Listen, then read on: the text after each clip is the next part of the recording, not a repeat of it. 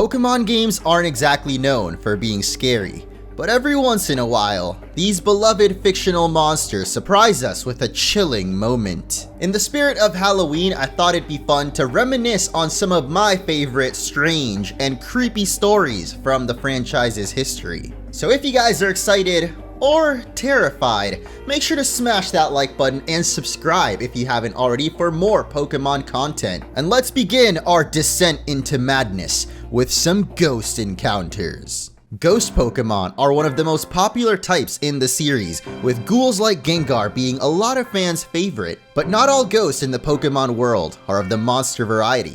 In fact, some of the creepiest spirits in the series are actually humans, waiting to haunt the unsuspecting player. While wandering the tattered halls of the old chateau, you might notice a painting staring back at you with glowing red eyes. But those more in tune with the other side shouldn't be surprised to find a little girl creeping in a room nearby, or even the old butler of this abandoned mansion still keeping watch over his domain. But this is just scratching the surface of ghostly encounters in Pokemon. Players with a really keen eye might remember their first encounter with Phoebe, the ghost-type member of the Elite Four in Omega Ruby and Alpha Sapphire. Keep a lookout for this chair behind her, right as the screen is fading.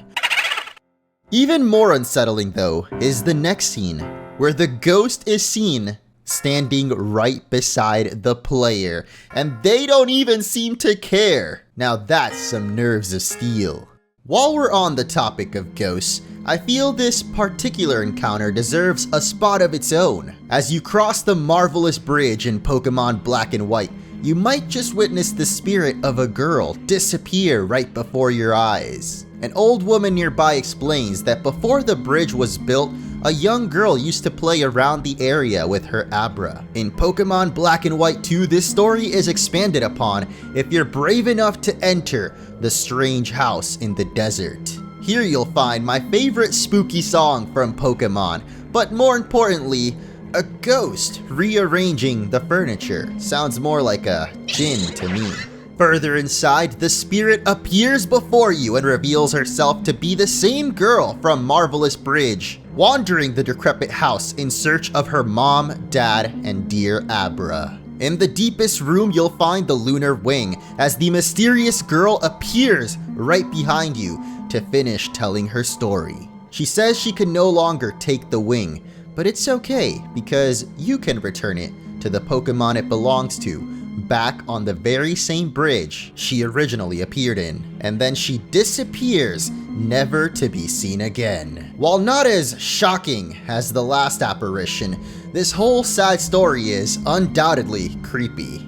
That's enough ghost stories for now, but don't think you're spook-free just yet, because there's a whole nother group of Pokemon perhaps even creepier than ghosts, which are of course, psychic types. Being some of the smartest creatures in the series, psychic types tend to also be the most dangerous, which brings us to Hypno. Just one look at this dude makes you think stranger danger, and the Pokédex entries don't really help its case. Hypno feeds on people's dreams and uses its pendulum to put humans to sleep so it can carry them away and feast in peace. In Fire Red and Leaf Green Sevi Islands, we meet a man worried about his daughter who hasn't returned from the woods. So we venture into the berry forest and find a little girl named Lostelle. Can you even blame her for getting lost with a name like that? Anyway, she says a Pokemon was scaring her, and of course it turns out to be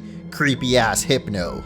Come on man, you couldn't feed off someone your own size? That's just wrong. Thankfully this story has a happy ending, as you can either lock up Hypno in your Pokeball, or beat him senseless if that's how you're feeling, as you rescue Lostelle, who has hopefully learned not to get lost in the forest again. Right? They say no creepy Pokemon video is complete without the infamous Lavender Town. Being home to the Pokemon Tower, an ominous cemetery where we learn our cute and cuddly creatures can actually die. It's no surprise how this town has become the origin of countless scary stories. But most renowned is the disturbing theme song that spawned one of gaming's most infamous urban legends, the Lavender Town Syndrome.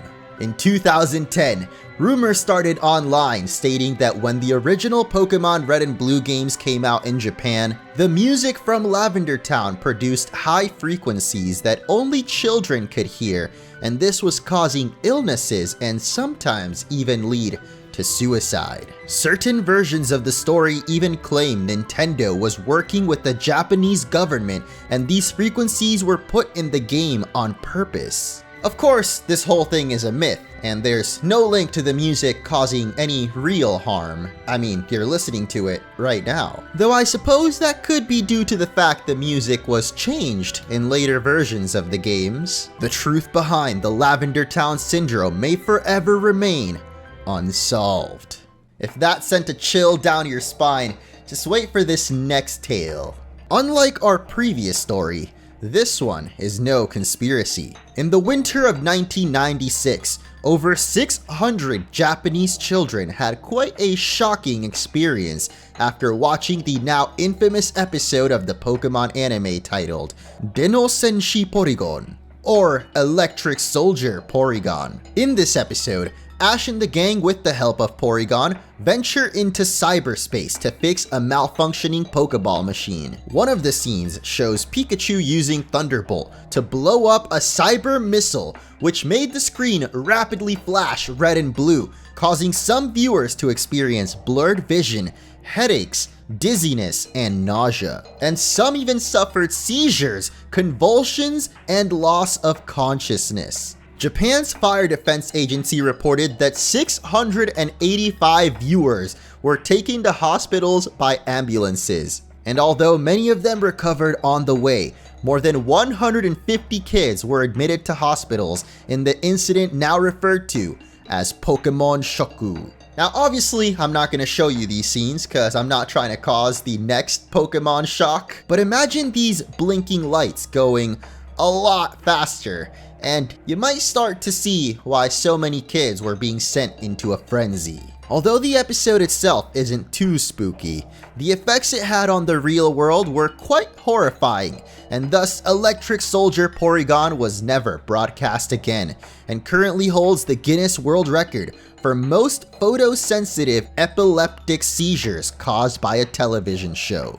Yikes.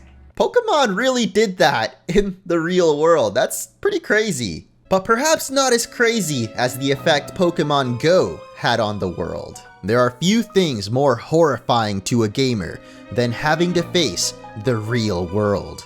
But in the summer of 2016, Pokemon players finally had a reason to venture outside with the release of Pokemon Go. The game was massively popular, and with so many people finding new purpose to explore their surroundings, it led to some interesting discoveries. One woman hoping to catch a Squirtle in Wyoming's Wind River was walking along the shore when she noticed something in the water. I had to take a second look, and I realized it was a body. Sadly, this wasn't the only dead body found while playing Pokemon Go, and one Google search will make you realize just how many people discovered something similar. But the horror doesn't end there. Robberies, stalking, wandering into sketchy places, and getting stabbed. I don't think anyone expected Pokemon of all things would lead to such horrifying scenes. But perhaps scariest of all is falling off a cliff for a shiny. Actually, I don't think it was even a shiny, which makes the fact this really happened that much sadder. Be careful out there, trainers. Shifting back to the main series games, we've got a few spooky moments from Pokemon Sun and Moon. First are the supernatural happenings in the abandoned Thrifty Mega Mart, where Acerola tasks us to take photos of the mischievous ghost Pokemon causing a ruckus in Aisle 4. One of these ghosts is a bit more vengeful, and even disguises itself as the trial captain at one point. But creepiest of all is the back room it calls home, where we discover someone seems to have an unhealthy obsession with Pikachu. Even having this picture of... wait, is that Ash? Never thought I'd see him in a Pokemon game. In this serial killer room, you'll keep hearing an eerie cry, and as you pan around, it's revealed this voice belongs to none other than Mimikyu, who isn't really all that spooky. I mean, it is just a Pokemon after all, and as you may have learned from this video so far, I'm much more scared of human ghosts. Oh, Ultra Sun and Moon has some of those too? Great. If you happen to visit Alola's trainer school at night, you might run into a little girl with her friend Drifloon, a ghost Pokemon known to whisk children away into the afterlife. Totally not suspicious. She tells you about the school's 7 mysteries, which you can choose to solve one at a time by heading to different areas and discovering it's just a bunch more ghost Pokemon playing tricks. Totally not scary. The 7th mystery, however, seems to be the girl herself, as after solving the first 6, the school security officer will show up wondering why you're up so late at night. What, you never heard of insomnia? Oh, look, the little girl is gone. Cool. I guess she was a ghost all along. Come on, you didn't think I'd end this video without mentioning the most notorious ghost sighting in all of Pokemon, did ya? Being one of the most viewed videos on my channel, I'm all too familiar with the mysterious Lumiose Ghost Girl. This specter resembling a hex maniac manifests itself on the 2nd floor of the fighting dojo in Lumiose City and floats around the room claiming, "You're not the one," then disappearing without a trace. That is, until you investigate the nearby Hotel Rishisime, where an almost as creepy hex maniac is found standing in the corner, saying she doesn't want to be disturbed, or else she might not hear the elevator. It's unknown if these two are linked at all, or even the same apparition, but one final clue can be found behind the time board in the train station, which reads, "I'm going to go for help. Wait in the usual place." Could this usual place be Hotel Rishisime, where the Hex Maniac is waiting for whoever's coming up in the elevator? Or perhaps it's the Fighting Dojo, and we're not the one she's waiting for. The only link we know for sure is the same Lumiose Ghost Girl can be encountered in Omega Ruby and Alpha Sapphire's Mount Pyre, and she says the exact same line, "You are not the one." Will we ever find out who the one is? Now this is a Pokemon mystery that truly remains unsolved. If you've made it this far without pooping your pants so far, congratulations! That's about to change. Our final scene is one I'm personally haunted by to this day, and perhaps that's because it wasn't intended to be scary. Often I find the worst cases of horror come from reality, and so I'd like to present you the Arceus event in Pokemon Heart Gold and Soul Silver. There are few things scarier than coming face to face with your creator, and I think Pokemon realized this as they never actually released this event to the public. But thanks to some internet black magic, we all know the details of the unspoken horrors that happened in Sinjoh Ruins. Here we witness the creation of the Pokemon universe in one of the weirdest cutscenes I have ever seen, not just in Pokemon, but any video game. The real-life images coupled with that eerie music are truly unsettling, and sure to remain in your memories for a long time coming. The Lavender Town Syndrome may just be a conspiracy, but after witnessing this cutscene, I'm starting to believe some kind of brainwashing really might be implemented in these games. My third eye has been opened, and now so can yours. Be free, my children. Spread the word of our mighty Lord Arceus, so that we may be reborn as angels in his presence. Amen. Okay, we made it.